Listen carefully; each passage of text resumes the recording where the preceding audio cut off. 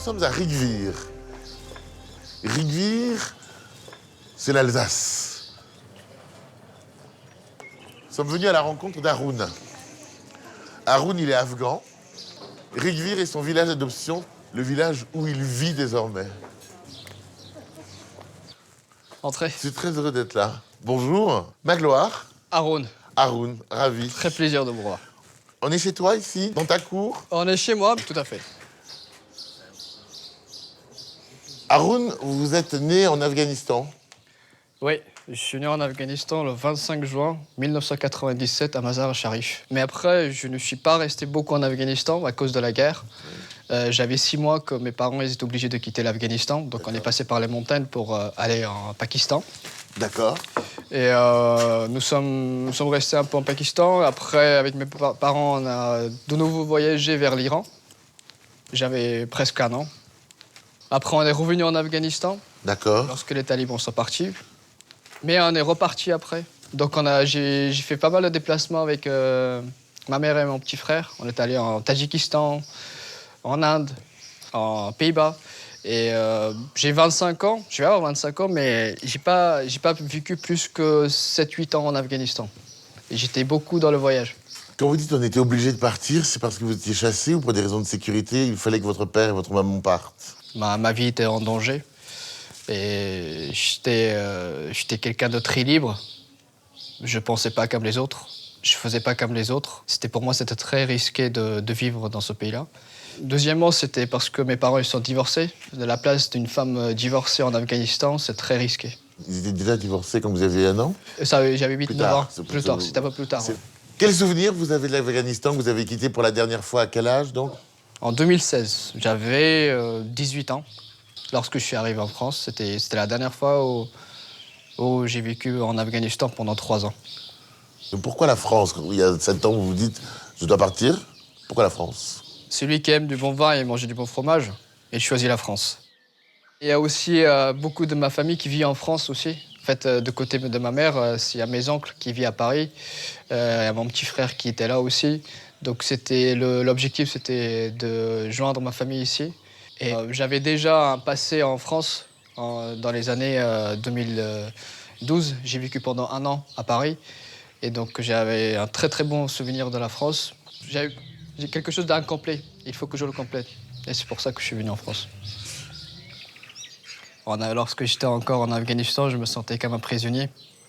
Et c'était très dur pour moi de rester. Et le jour que j'ai atterri en France, je me sentais comme j'étais libre de nouveau.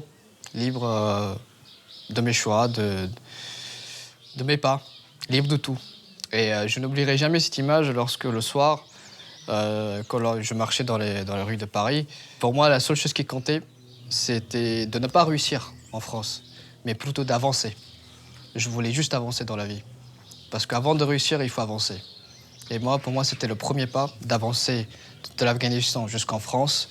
Et après, je voulais continuer ce chemin pour avancer, pas par pas, petit à petit, sans me presser. Je voulais vivre dans le moment présent. Et j'ai pas pensé à autre chose, en tout cas.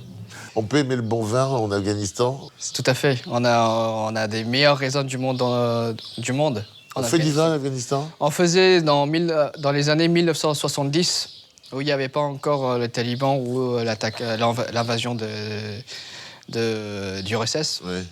On mangeait à table, on buvait du vin. Donc le vin d'Afghanistan, dans les années 1970, ça ressemblait beaucoup à des vins de Porto.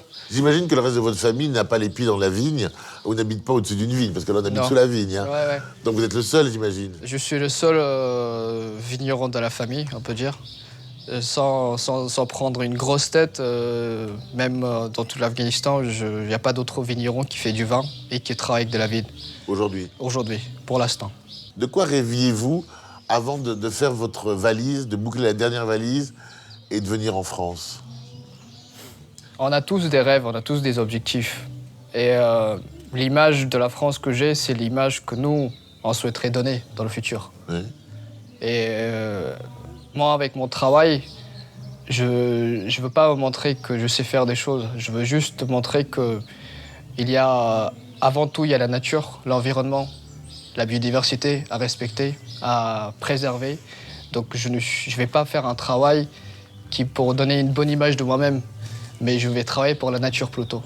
C'est pour ça que j'ai choisi le vin, ce métier de vigneron, parce qu'on est beaucoup en contact avec la nature. Et c'est ce que vraiment manque en France aujourd'hui, ce respect aussi de préserver l'environnement. Et dans le futur, je veux donner avec mon travail des bons exemples pour travailler dans la viticulture, pour ne pas empoisonner ni le consommateur, ni la terre.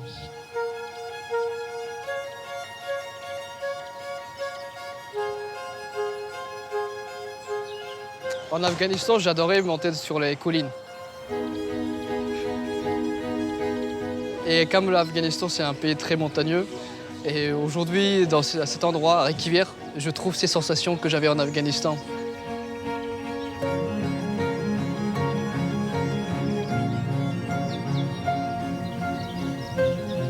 Là, nous sommes sur la colline de Schönborg. C'est le grand cru de ce lieu-dit. Donc on voit partout des parcelles autour de nous.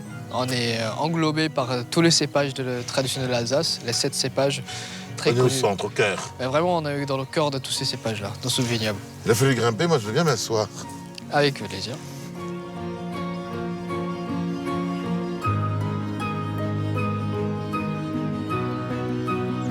Je viens ici parce que on voit tout. Moi, je regarde toujours là-bas, c'est vers l'Allemagne, et je me dis, l'Afghanistan, il doit être là-bas. Et j'imagine que Mazar-e-Sharif, c'est un peu vers le nord, et le Kaboul, c'est juste au centre. Et j'essaie de m'imaginer que je regarde les montagnes de l'Afghanistan. On voit qu'en fait, ici, en Alsace, il y a beaucoup de verdure sur la montagne. Et en Afghanistan, c'est tout le contraire. C'est très caillouteux. Il n'y a rien qui pousse, parce qu'il y a trop de chaleur. Mais moi, c'est tout le paysage qui est juste en face de nous, avec des arbres et des vignes. Ça, on a beaucoup ça en Afghanistan. Lorsqu'on passe au milieu des montagnes, au milieu des villages, on voit ça. Et c'est pour ça que ce petit coin-là, ça me rappelle beaucoup de l'Afghanistan aussi, parce que je me dis que peut-être qu'on va s'asseoir juste au milieu, on fait un petit pique-nique, il y a des cerises qui vont venir, on va cueillir des cerises. Donc j'essaie de ne pas rester très nostalgique ou rester beaucoup dans le passé. J'ai créé sur le funambule, voilà, je crée l'équilibre entre les deux pour voir le futur et le passé, mais pas que ça soit impactant pour moi, émotionnellement, mais plutôt de s'inspirer des deux côtés. Et la chose la plus importante, de rester au présent, de sentir le vent, le bruit des oiseaux.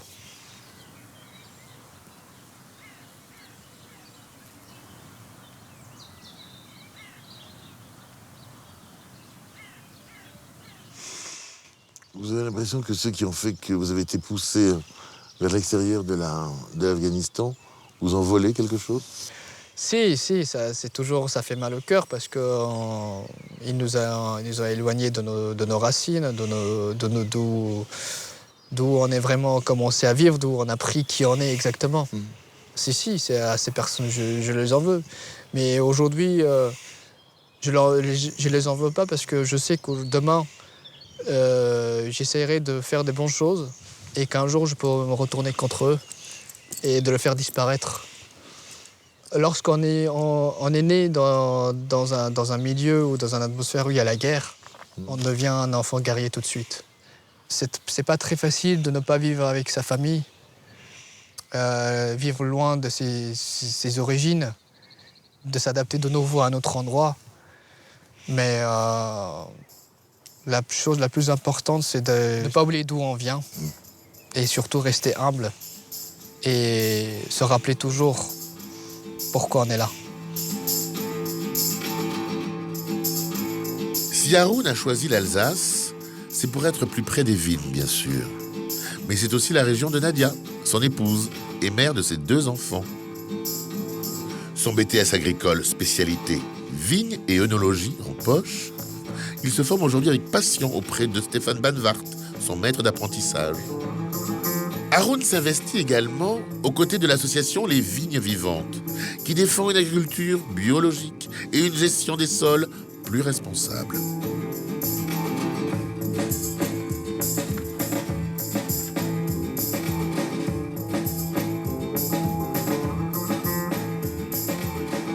Le raisin arrive directement dans cette pièce? Non. Non, pas directement. Il y a une autre étape qui s'appelle le pressurage, D'accord. où le raisin est écrasé ou macéré, enfin, est D'accord. transformé pour Et arriver il à faire attend. du jus. Ouais. Et ensuite, c'est ce jus qui a accueilli ici et qui se transforme ici après en vin. Alors, autant dans les foudres que les barriques, ici, que dans des jarres en terre cuite qu'on appelle des quevries, voilà, qui viennent de Géorgie. La différence avec les foudres? On ne macère pas dans les foudres, parce que l'ouverture n'est pas assez grande. On presse le raisin et c'est le jus qu'on met là-dedans. Alors que là, on met le jus et les mares, et c'est ce qui devient après du vin en étant en macération. Quand on vinifie en un jarre, mais de façon naturelle, c'est-à-dire sans apporter ou sans vouloir retirer quoi que ce soit, on est dans quelque chose qui est beaucoup plus éloigné des standards classiques. Il est pur. Ce qu'il a de plus, c'est ce qu'il a en moins. Voilà, c'est ça, parce que dans la vinification classique actuelle, on rajoute toujours quelque chose par peur que le vin ne soit pas assez conforme, stable. Qu'est-ce que tu attendais, toi, de ton guide? Ce que j'attendais vraiment de mon guide, c'est de l'attention. Et qui m'apporte beaucoup de connaissances. Et Stéphane, que ce soit dans mes cursus scolaires ou professionnels, il a su toujours être là pour moi, pour répondre à mes problématiques, à mes besoins. C'est le rêve de tous les apprentis pour avoir un maître d'apprentissage comme Stéphane. Ça, on voit.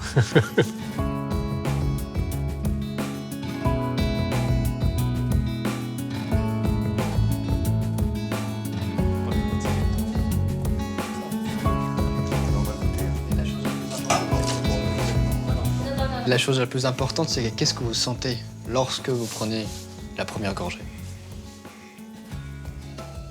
Qu'est-ce que vous sentez au nez? Il ne faut pas aller trop vite. Il va pas vite, hein.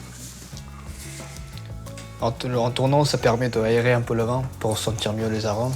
Et après, en bouche, il faut garder un peu en bouche et on essaie d'aspirer un peu de l'oxygène pour pouvoir aérer dans la bouche, comme Clément il fait. Moi, quand je goûte ce vin-là, ça me rappelle des cerises, mais des cerises africaines, c'est pas la même couleur, mais ça, ce côté croquant qu'il a aussi, qui est très intéressant. Après, on a aussi des petites pommes vertes qu'on a en Afghanistan aussi, que ça me rappelle beaucoup. C'est des pommes un peu sucrées et salées. En fait, c'est un mélange de sucré et salé.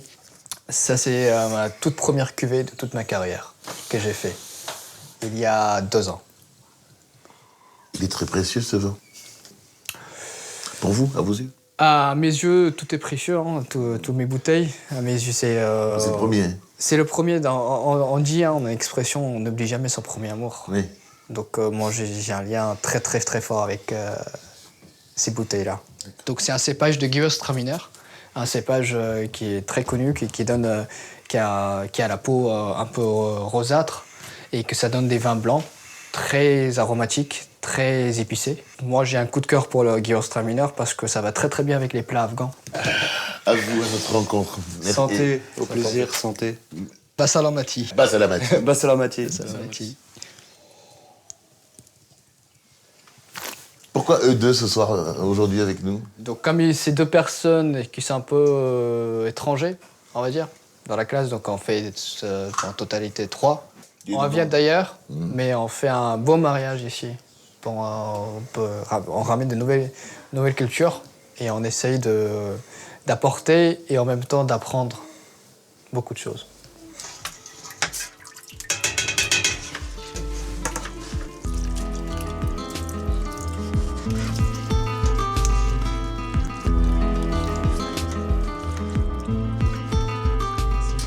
Et la cuisine, ça me permet de vivre ce que je n'ai pas vécu en Afghanistan. Lorsque j'utilise les épices de l'Afghanistan comme le safran ou comme le cumin pour faire des plats traditionnels, ça me rappelle parce que je me dis si je suis loin de tout ça, mais ça ne m'empêche pas de vivre. J'essaie d'imaginer qu'il y a un petit restaurant afghan qui fait des thés afghans, qui fait des plats d'Afghanistan. Et cette odeur, j'essaie de l'imaginer dans mon cerveau. Et comme si je marchais dans la petite ruelle de l'Afghanistan. Et c'est ça qui me manque énormément. Ah, la vache. Nous avons un plat composé de riz qui est cuit avec le jus de la viande de l'agneau. Le premier, c'est Qabili Palau. On dit que c'est le plat traditionnel de l'Afghanistan où on mange partout. Et deuxième plat, c'est le Bologna Bonjan. C'est fait en millefeuille. Donc on fait 7-8 étages de l'aubergine et de la tomate. Et de la tomate.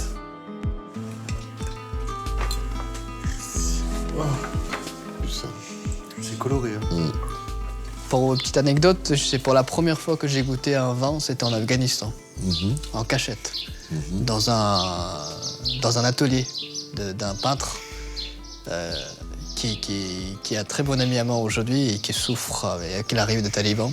Et il a dû enterrer ses œuvres sous la terre pour qu'il ne découvre pas. Là, récemment, depuis 2021. 21. Et c'est lui qui m'a fait découvrir le vin.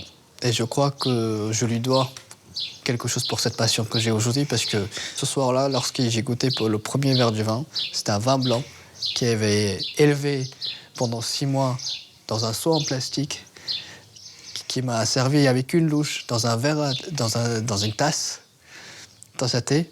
Et c'est là, ce soir-là, que lorsque j'ai goûté devant les bougies et en regardant ces peintures, c'est là où vraiment j'ai voyagé pour la première fois. C'est la révélation. Ouais, tout à fait. On va se rappeler justement de l'Afghanistan. Rassemblance est ici, avec vous, pour nous rassembler. Alors, c'est une photo de moi. Alors, les montagnes de l'Afghanistan, comme vous le pouvez constater. Très sèche, c'est que de la pierre. Très sèche, que de la pierre. Et puis, une petite rivière qui passe au milieu, c'est la rivière de Solang. Vous êtes un habit traditionnel, là, on dirait? Ouais, je suis en habit traditionnel. Cette photo, vraiment, en fait, ça date d'il y a 6 mois avant de venir en France. Donc ça, c'est entre la route de Mazar-e-Sharif, où je vivais, et entre Kaboul. Donc je venais vers Kaboul pour faire des papiers et ensuite venir vers la France. Donc vous saviez déjà que vous alliez venir en France? Oui, et j'étais très content. Vous étiez très content. Pourquoi vous étiez très content? Bah écoutez, moi ce que j'aime bien, c'est d'être libre. Donc dans cet endroit-là, j'étais pas libre. Et il y a eu toujours ce danger-là, ça peut être des ennuis par des barbares islamiques qui étaient très présents dans ces coins-là. Vous les appelez les barbares? Ils ont tué beaucoup de personnes. C'est des monstres. Et des monstres, ouais. Et ce sentiment d'insécurité, de violence ambiante, mais surtout d'insécurité pour vous, vous l'avez ressenti très tôt, très jeune? Oui, quand je suis né, ça existait déjà. Et vous savez, j'avais 2 ans et demi ou 3 ans, quelque chose comme ça. Je me souviens que les talibans, ils étaient encore présents en Afghanistan. On rentrait d'un mariage alors que c'était interdit. Qu'est-ce qui était interdit, les mariages? Le mariage, la musique, tout était interdit. À cette époque-là, c'était en 1999-18. Donc on s'est fait arrêter par un contrôle de ces barbares qu'il y avait. Donc je me souviens très très bien, ce mec, il s'habillait déjà très très mal. Et en même temps, il y avait une arme sur son épaule, et l'autre, il avait d'autres armes. Donc c'était vraiment la première fois lorsque j'ai vu un vrai taliban devant moi. Et c'est là où j'ai senti vraiment le vrai peur. J'étais petit, je ne devais pas sentir ça normalement, parce que voilà, j'étais à côté de ma maman et que j'ai vu comment ils étaient, mais franchement, chapeau aux personnes qui étaient avec nous et à ma maman, parce qu'ils ont gardé vraiment leur calme. Ils ont fait vraiment comme si il n'y avait pas de mariage, il n'y avait rien ce qui s'est passé. On rentrait on était dans un autre village et quand on rentrait vers la maison, donc c'est bien passé. Mais vous savez, partout on a peur.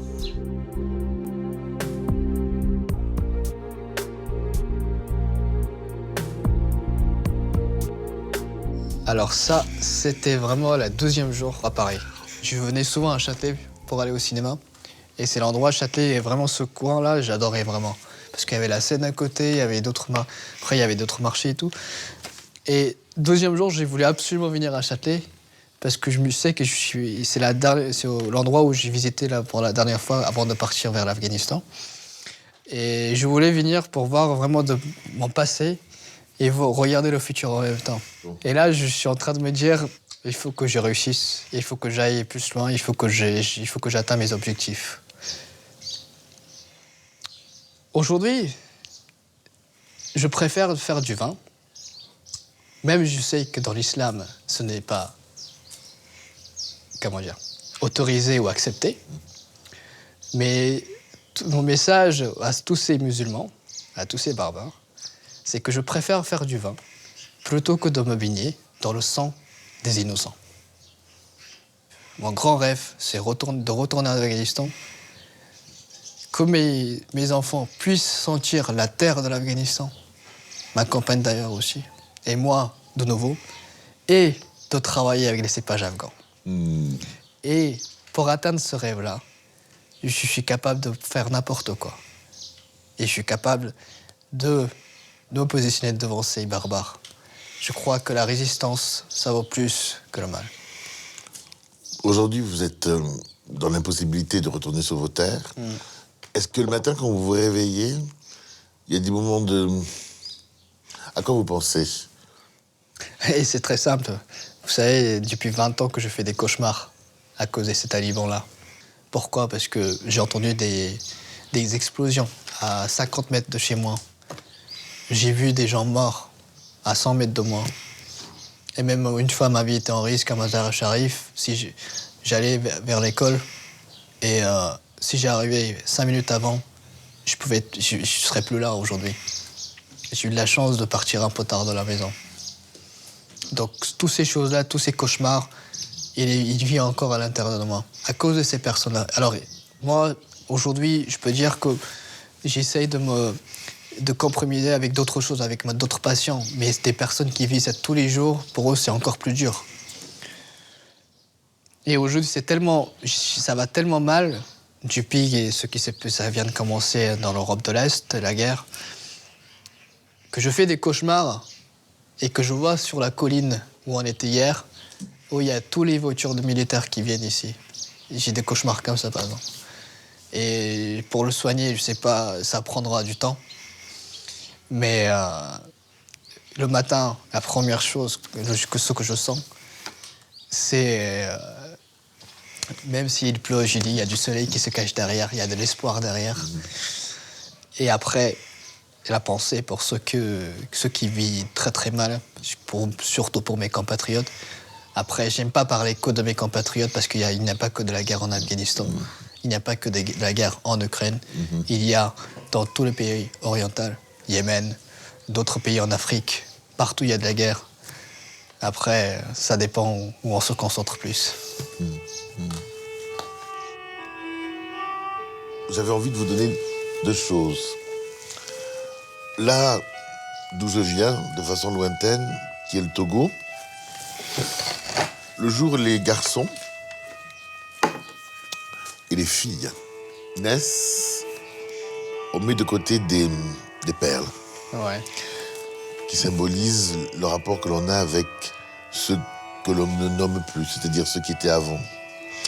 Et quand on est plus âgé, comme mon oncle qui vient d'être intronisé sage, alors on a des grands colliers. Et donc, vous accepterez de le conserver, de le garder avec vous. Toute ma vie. En plus, c'est ma couleur préférée. Et en plus, il vous va. Avant vous, il y a des gens que Rassemblance, nous sommes allés voir. Ouais. Votre parcours, il est incroyable. Et dans ce cahier, dites-moi qui vous êtes. Dites-moi ce que vous aimeriez qu'on dise de vous. Je vous le confie. Ok. On me le renverra. D'accord? Ça marche. Avec un grand plaisir. D'ailleurs, c'est un très très joli carnet. Hein. Oui. En cuir, hein, en plus. Merci beaucoup. Avec grand plaisir. Vous savez, lorsqu'on accompagne des invités, ils viennent à la maison, on les accompagne jusqu'à l'extérieur. Jusqu'à l'extérieur? Ouais. Je suis par là. C'est Je par reprends là. la route. Ouais. Merci beaucoup.